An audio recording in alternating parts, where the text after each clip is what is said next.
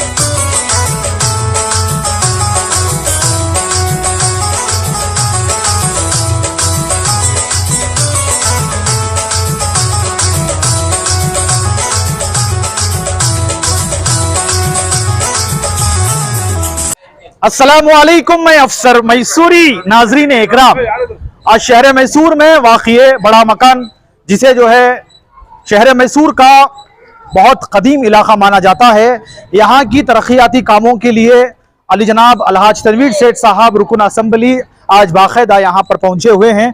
आप देख सकते हैं यहाँ पर जब कभी भी मुहर्रम का वक्त आता, उस वक्त जो है यहाँ पर करबला का जो मैदान कहा जाता था, वहां पर आकर जो है कुछ मजहबी रस्म व रिवाज किए जाते थे। पिछले कई सालों से उसको तरक्की करने के लिए जो है बहुत से लोगों की गुजारिश थी। आज बाकायदा जो है वहां पर बड़ी फलाह व बहबूदी और तरक्की का काम हुआ है। आइए देखते हैं अली जनाब अलहाज तनवीर सेठ साहब का इस पर क्या कहना है। आज बिलखुसूस आज इतवार के दिन जो है उसकी इफ्तिताह हुई। आइए आपको दिखाते हैं कि यहाँ पर किन किन हजरात ने शिरकत की और अली जनाब अलहाज तनवीर सेठ साहब रुकन असम्बली ने क्या कुछ कहा है। अस्सलाम वालेकुम सर, आज जिस तरह शहर मैसूर का पुराना इलाका और कदीम इलाका बड़ा मकान, यहाँ पर आपकी तशरीफ आवारी हुई है, आप क्या कहना चाहते हैं? आप यहाँ पर जो है किस तरह का काम अंजाम दिया है? मुझे मेरा बचपना याद आता है, जब मेरे दादा हुजूर मुझे यहाँ मस्जिद को और ख़ास तौर से कदीम जो घराना पीर साहब का घराना था, यहाँ पे आना जाना रहा था। आज अल्हम्दुलिल्लाह ये जो करबला की बौड़ी है, इसके लिए इससे पहले भी है ना कई मर्तबा कोशिश हुई है, क्योंकि मजहबी एतबार से ताल्लुक़ रखने वाली जगह होने की वजह से कॉरपोरेशन से या किसी और पैसों से है ना इसका काम करना मुनासिब नहीं था। तो इस वजह से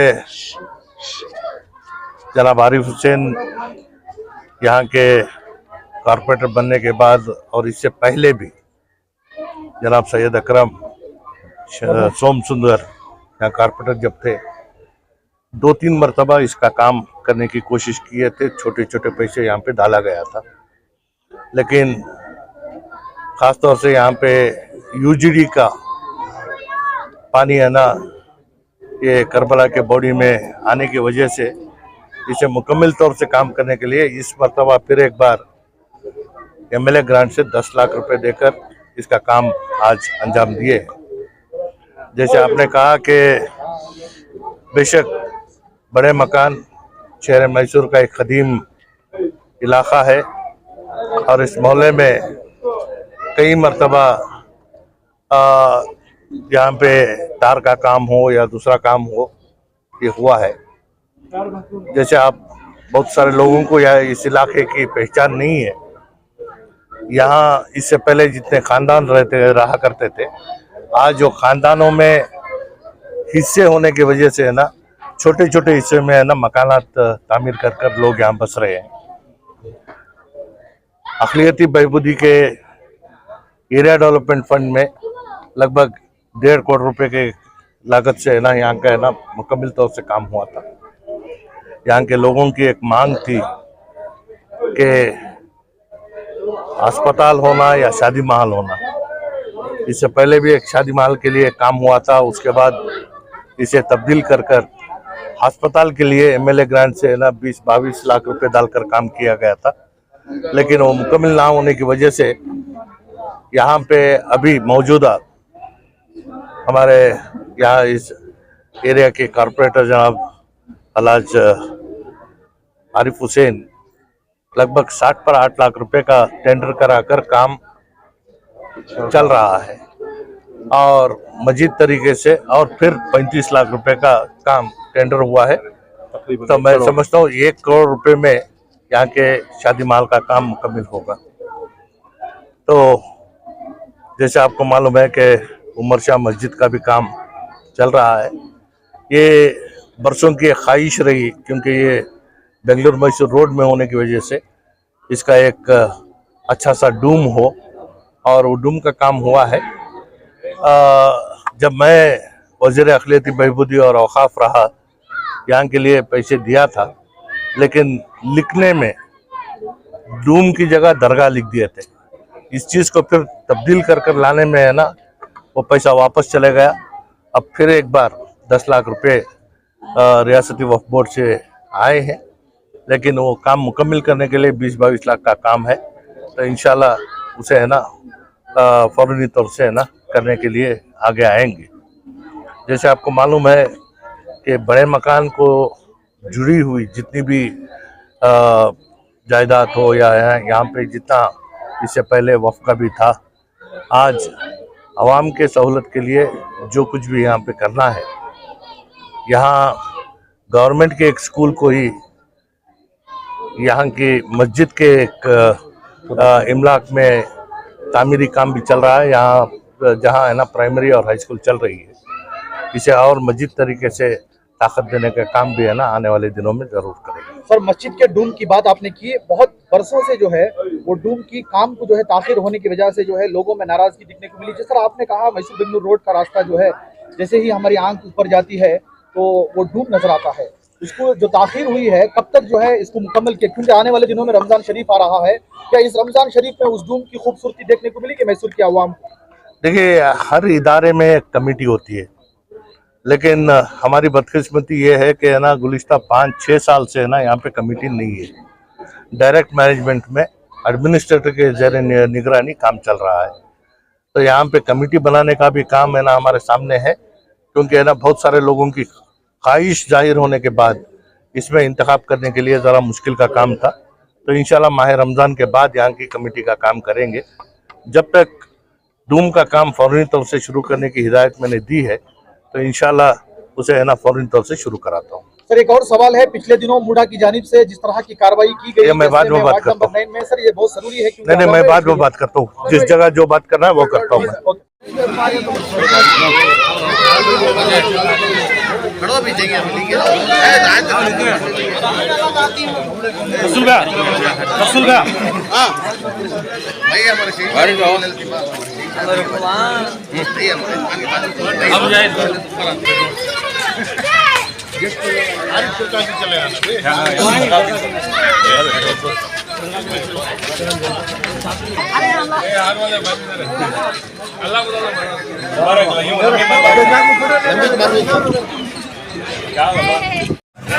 इंशाल्लाह इंशाल्लाह इंशाल्लाह इंशाल्लाह ज़रूर ज़रूर ज़रूर।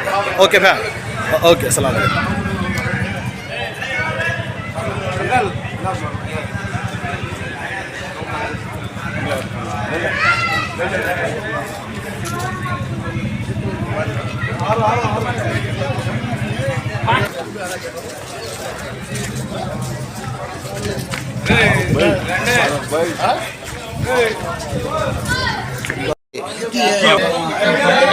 बच्चे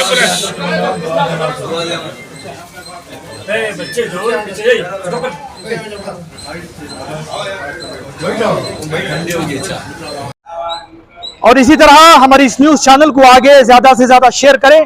और आप लोगों की क्या राय है इसकी इफ्तिताह को लेकर और जिस तरह का काम किया उसको लेकर, आप हमें अपनी राय कमेंट्स बॉक्स में ज़रूर पेश करें। तब तक के लिए अस्सलामु अलैकुम व रहमतुल्लाहि व बरकातुहू।